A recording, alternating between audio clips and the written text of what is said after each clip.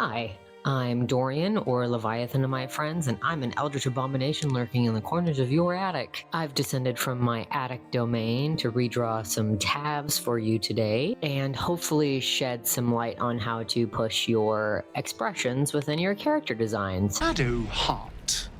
Shadow heart. This lovely specimen we have gathered before us today is Pammy, the halfling bard for Wretched Sauce of House Worcestershire. Over on my Patreon, I ask my 10-pound and up people to send in an OC or favorite character every month to draw, and this one is theirs. We're gonna start off with a sketch and have our reference off to the side. It's always important to use references, don't let anyone else tell you otherwise. I like to get my general bare bones skeleton drawn first, which means eyebrows, eyes, mouth, and nose, plus ear placement. These 5 things are incredibly crucial for expression work, at least in my opinion. It can be as messy as you want. Whatever that sketch looks like is between you and the eldritch god you pray to. Now, the expression I chose for her is a nice wide open smile, provided to us by the lovely Amelia Clark. I like to get a feel for a character's personality through their expression alone, and with the reference given, I just think something bright and cheerful, even playful, would really fit Pammy. I didn't feel like I got the mouth quite right in the beginning, so I did spend some time distorting it and messing around with it, but I think it came out pretty good there.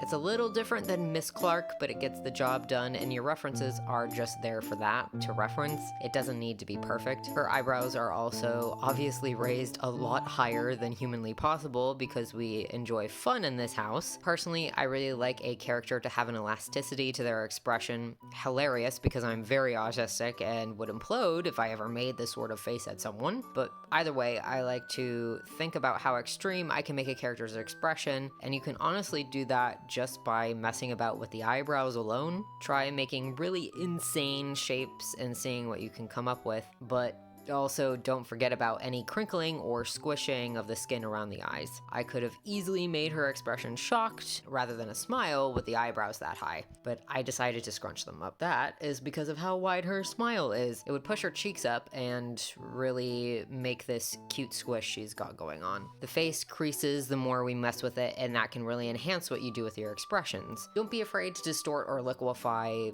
features as you need to, really. It all works out in the end. Overall, I think she looks pretty good. Not bad for my first time drawing a halfling, if I do say so myself.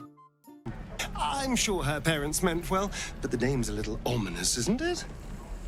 This one is for the being of exalted sunlight, I believe, otherwise known as just Sunny. Obviously, Larian Studios uses the same facial expression mapping for all of the tabs and dirges and probably even most of the characters, so to me it seems like they smile quite a bit, but their aesthetic says tough goth person who takes no shit. So what I did was pick a happy medium between a somewhat goofy expression that I could make a little more serious as I went along. I also love this one eyebrow up and one eyebrow pressed down expression. I use it a lot in my work.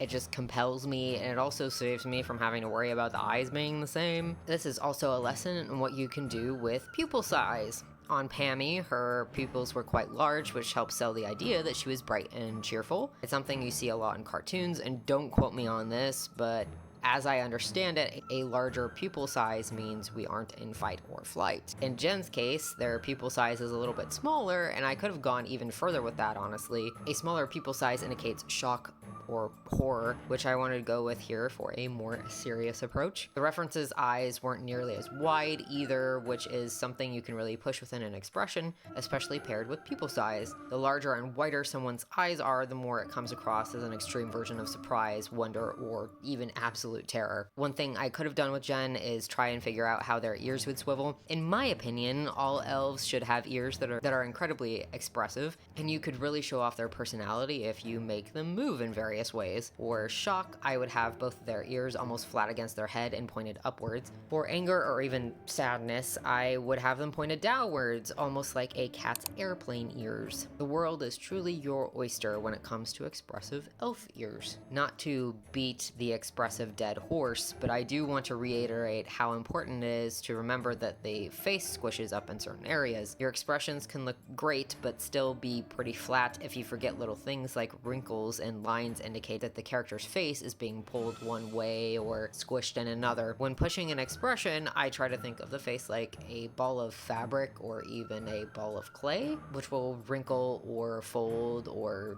squish when moved. For an example, on Jen here, I squished up their right eye, our left, because their eyebrow is pushing down and their mouth is pushing up. This would cause that squint. Don't forget your wrinkle indicators by your eyebrows as well if you're doing a more extreme expression. That can help push your designs more as well. Overall, I think they came out quite well, but I did mess up on the continuity of Jen. Their hair needed some help and I forgot their scar.